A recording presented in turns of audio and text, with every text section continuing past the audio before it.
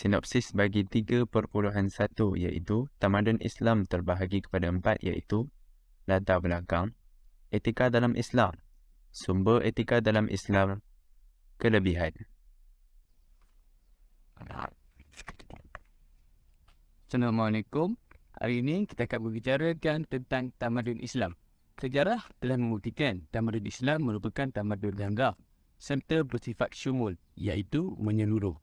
Tamadun Islam juga seimbang dari segi aspek duniawi dan juga ukhrawi.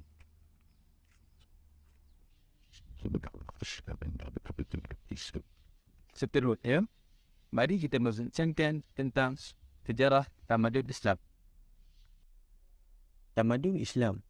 Tamadun Islam bermula pada kurun ke-7 Masihi di semenanjung Tanah Arab, iaitu sejak kerajaan di bawah pemerintahan Nabi Muhammad SAW di kota Madinah.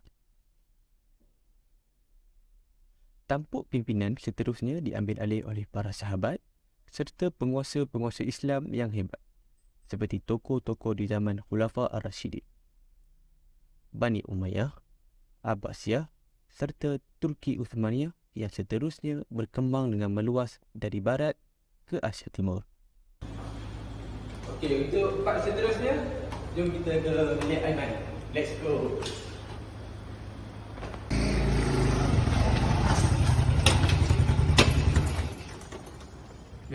Oh, Nampak apa ni? nampak apa? Tak tahu tu, aku macam nampak something tu kat blok aku ni. Serius lah? You kan? M, ada benda lah M. Tak ada gua. Tak ada gua. Okay M, jom lah gerak bilik terus. Ciao.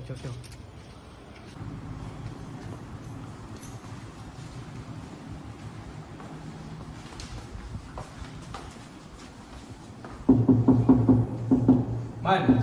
Oh, Man.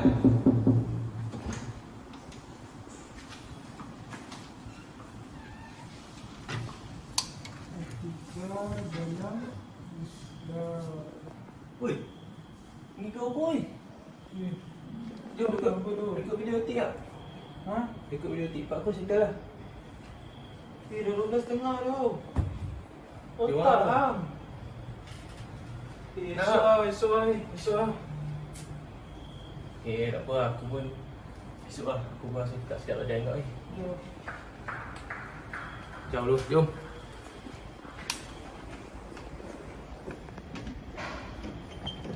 Sinopsis bagi 3.2 iaitu etika dalam Islam terbahagi kepada maksud dan sumber yang berderaskan Al-Quran dan Al-Sunnah. Duhai bunda, duhai ayahanda, dengarlah rayuan. Seterusnya, etika dalam Islam. Etika dalam Islam, dari segi Arab, ia bermaksud akhlak dan khuluk. Dari segi bahasa pula, ia bermaksud sikap, perangai, tabiat, budi pekerti dan tingkah laku. Alhamdulillahi Rabbil Alamin.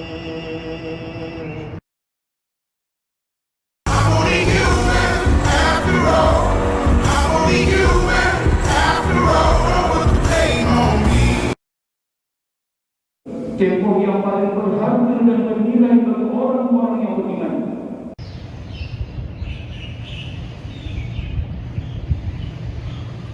Islam melihat etika itu bukanlah hasil daripada pemikiran, timbang tara ataupun kebijaksanaan manusia biasa. Hanya Allah SWT atau Rasulnya sahaja yang mempunyai autoriti terhadap sistem etika ini. Prinsip Tauhid. Allah pencipta semesta alam. Setiap anjuran dan setiap larangannya wajib ditaati. Di samping itu, insentif seperti keredaan, keberkatan hidup dan juga ganjaran pahala diberikan bagi praktis akhlak yang baik agar masyarakat Islam dapat berakhlak dengan akhlak yang mulia. Manakala penalti seperti janji untuk pengakhiran yang buruk di neraka kelak serta kekacauan di dunia dapat menghindarkan masyarakat daripada melakukan amalan-amalan yang negatif serta boleh merosakkan imannya, dirinya dan juga masyarakat di sekelilingnya. Sinopsis bagi 3.3 iaitu prinsip utama dalam etika Islam terbahagi kepada 4. Etika mestilah menyantuni hubungan manusia secara personal dan interpersonal. Etika mestilah membicarakan tentang 2 dimensi sikap manusia. Etika mestilah selari dengan al-din. Etika mestilah selari dengan fitrah manusia. Prinsip utama dalam etika Islam terbahagi kepada 4, iaitu yang pertama adalah etika mestilah selari dengan fitrah manusia. Secara semula jadinya, apabila kita lahir, manusia itu senang dan sukakan akhlak yang baik. Tetapi apabila kita terdadah kepada perkara-perkara sayyiat, iaitu sikap-sikap jelek, di situlah di mana kita akan terpengaruh dengan perkara-perkara tersebut. Mengikut hadis riwayat Abu Hurairah radhiyallahu anhu, dia berkata, Rasulullah SAW bersabda, setiap anak itu dilahirkan dalam keadaan fitrah. Kedua orang tuanya yang membuatnya menjadi seorang Yahudi, seorang Nasrani maupun seorang musyrik. Senang kata, melentur buluh biarlah dari rebongnya. Prinsip yang kedua adalah etika mestilah selari dengan al-din, iaitu agama. Orang yang berakhlak mulia selalu dikaitkan dengan kekuatan imannya dan agamanya. Hal ini kerana memang jarang-jaranglah orang yang akhlaknya baik tetapi agamanya tidak dijaga. Kalau ada pun, itu dikira munafik. Prinsip yang ketiga adalah etika mestilah membicarakan tentang 2 dimensi sikap manusia, iaitu sikap positif dan negatif. Sikap positif ada 3, iaitu al-ilm, iaitu ilmu pengetahuan, al-bayan, iaitu wacana intelektual, dan al-takwim al-hasan, karakter semula jadi manusia yang suci. Dan sikap negatif pula ada 4, seperti zalum, iaitu zalim, ajul untuk terburu-buru, jadal iaitu berbalah, dan al-ya'us iaitu berputus asa. Maka terbuktilah bahawa Islam amat menggalakkan sikap positif dalam kehidupan seperti yang dinyatakan dalam Al-Quran Al-Karim. Prinsip yang terakhir adalah etika mestilah menyantuni hubungan manusia secara personal dan interpersonal. Satu panduan bagi manusia untuk bersikap mulia tidak kira untuk hubungannya dengan diri sendiri atau dengan manusia lain.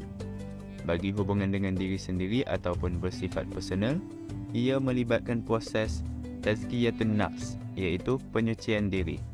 Proses ini melibatkan penambahbaikan intelek serta kerohanian jiwa yang berterusan. Etika yang menggariskan hubungan interpersonal ini penting kerana ianya dapat memberi panduan agar manusia berakhlak mulia seperti bekerjasama, pemurah dan bertimbang rasa terhadap orang lain. Sinopsis bagi 3.4 iaitu nilai-nilai etika dalam Islam terbahagi kepada 4, iaitu amanah, tolong-menolong, pemurah, sabar. Weh Ashraf, kau tahu tak berkenaan nilai-nilai etika dalam Islam? Alhamdulillah, sikit-sikit. Nilai-nilai etika dalam Islam ni terbahagi kepada 4, iaitu amanah, tolong-menolong, pemurah dan sabar. Jadi apa makna nilai-nilai ni? Okey, maknanya nilai yang pertama iaitu amanah. Maknanya amanah pada maksud bahasa ialah aman, damai, tenteram dan harmoni. Tapi dari segi istilah, amanah ini bermaksud kita menyerahkan tanggungjawab kepada seseorang yang berhak menerimanya dan dipercayai akan melaksanakan tanggungjawab tersebut dengan jayanya. Jadi antara aspek penting amanah ialah amanah terhadap Allah dan Nabi Muhammad SAW, amanah terhadap diri sendiri dan amanah terhadap manusia lain. Amanah terhadap diri sendiri ini dia terbahagi kepada 2, iaitu lahiriah dan rohaniah. Seterusnya ialah tolong-menolong. Tolong-menolong ni ada dalam 3 kategori, iaitu tolong ahli keluarga, jiran Islam dan jiran bukan Islam. Jadi kita boleh ambil contoh daripada sikap kaum Muhajirin dan Ansar bagi nilai tolong-menolong, ya. Mereka kerana saling menolong antara satu sama lain. Yang ketiga pula ialah pemurah. Pemurah adalah membelanjakan hartanya di dalam hal-hal yang dituntut oleh syarak. Sikap ini di antara boros dan kerikut. Sikap ini berkesinambungan daripada sikap pengorbanan.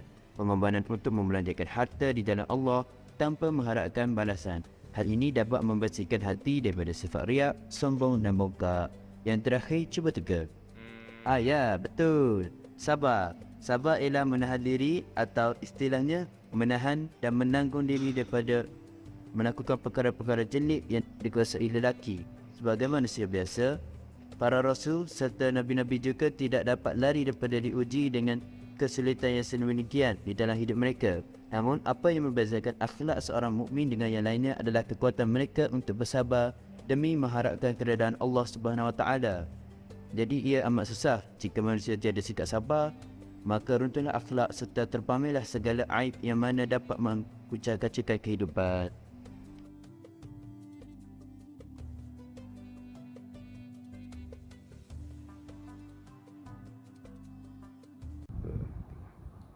Weh Min, mu dah siap kerja-kerja tu? Oh, tak ni. Baru nak submit. Oh, tak. Mu submit apa? Weh, mu mark as done je. Tapi mu tak hantar apa-apa file lah. Alah, tak apa. Semua matter. Small matter. Beretika.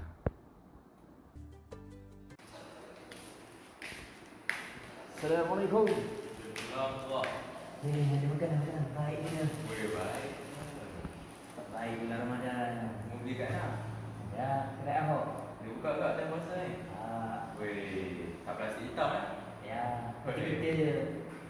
Sekejap Aku tak ada duit tu ni. Macam mana Tak apalah, bulan Ramadan ni. Sedekah je. Asalkan kau makan. Alhamdulillah. Okey, jom mak masak sekarang lah. Jom.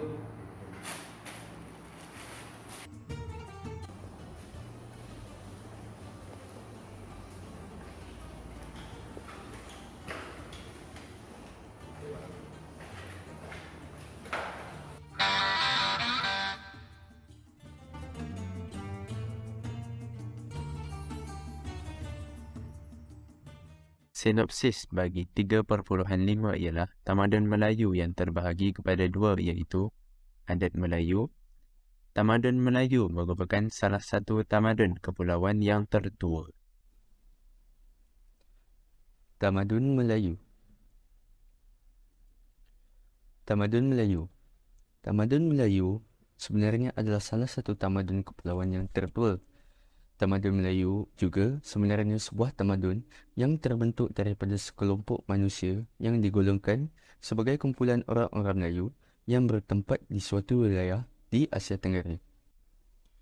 Seterusnya, antara nama-nama wilayah tamadun Melayu yang dikenali ialah yang pertama, Gugusan Kepulauan Melayu, yang kedua, Alam Melayu, yang ketiga, Nusantara, yang keempat, Tanah Jawi dan akhir sekali ialah Gugusan Kepulauan Melayu Indonesia.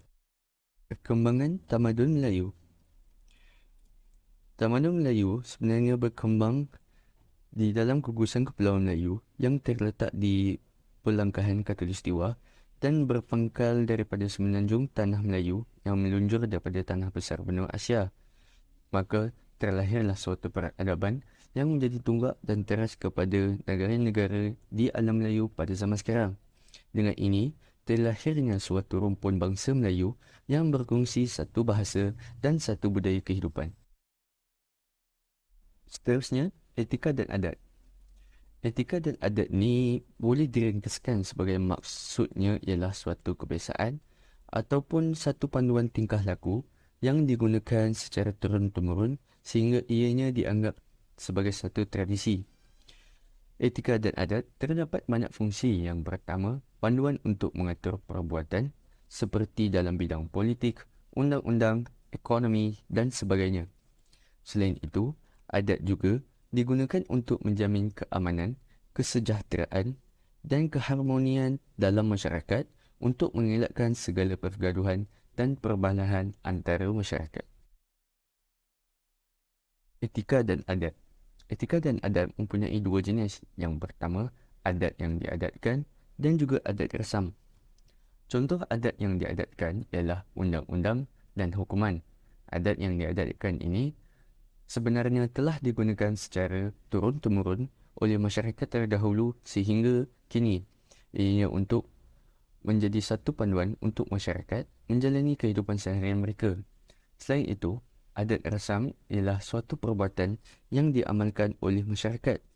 Contoh adat rasam ialah amalan kehidupan seharian, cara berpakaian dan tata tertib dalam kehidupan dalam sesuatu masyarakat. Seterusnya, etika dan adab. Etika dan adab boleh diringkaskan sebagai budi bahasa yang halus dan tingkah laku dan tutur kata yang sopan.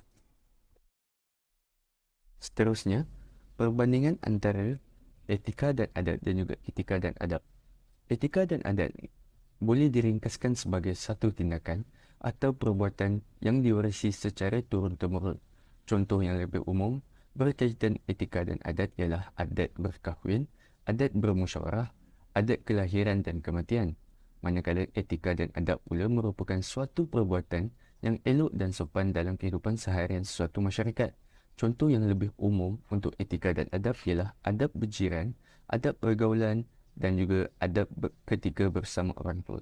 Sinopsis bagi 3.6 iaitu sumber etika pengadaban Melayu terbahagi kepada 3 iaitu Islam, Hindu-Buddha, animisme. Sumber etika peradaban Melayu terbahagi kepada 3, iaitu animisme, kepercayaan Hindu-Buddha dan Islam. Animisme adalah satu kepercayaan yang meyakini bahawa setiap benda mempunyai roh, memiliki kepribadian tersendiri serta mempunyai kuasa dalam menentukan nasib seseorang.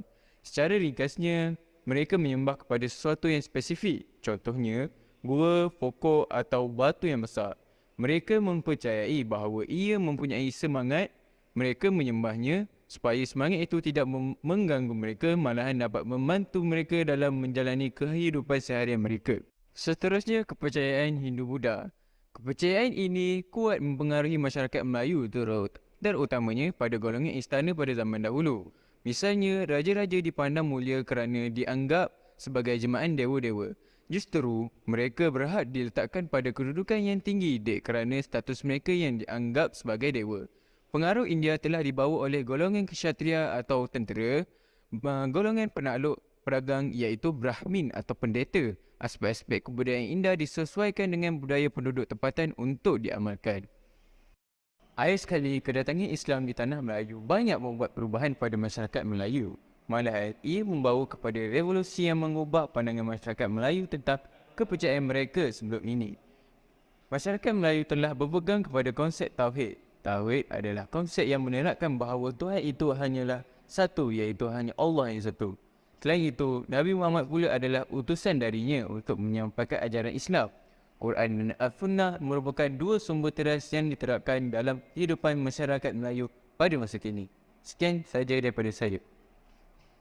Sinopsis bagi 3.7 iaitu nilai-nilai etika dalam masyarakat Melayu terbahagi kepada 7.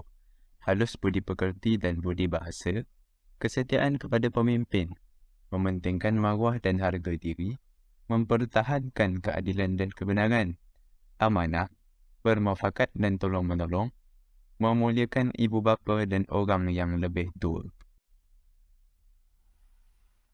Terdapat 6 nilai etika masyarakat Melayu. Nilai yang pertama ialah halus budi pekerti dan berbudi bahasa, yang mana kita sebagai seorang insan haruslah menjaga pertuturan kita dengan orang lain agar tidak memburis hati mereka. Nilai yang kedua pula ialah memuliakan orang yang lebih tua daripada kita, iaitu sebagai seorang anak, kita haruslah mendengar nasihat daripada kedua ibu bapa selagi ianya tidak bercanggah dengan agama Islam. Nilai yang ketiga adalah tolong-menolong. Dalam sebuah masyarakat, kita haruslah bekerjasama dalam menyelesaikan sesuatu masalah kerana yang berat sama dipikul, yang ringan sama dijinjing.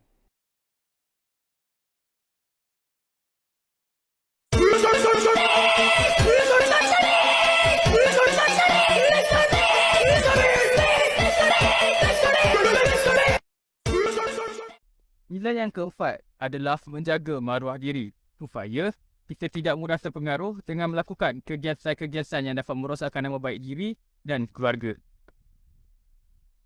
Nilai yang kelima adalah amanah dan mempertahankan kebenaran.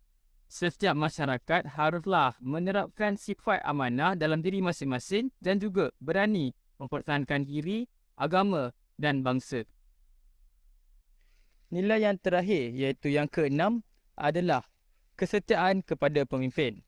Yang mana sebagai sebuah masyarakat kita haruslah mematuhi setiap undang-undang yang telah ditetapkan agar negara kita bebas daripada ancaman.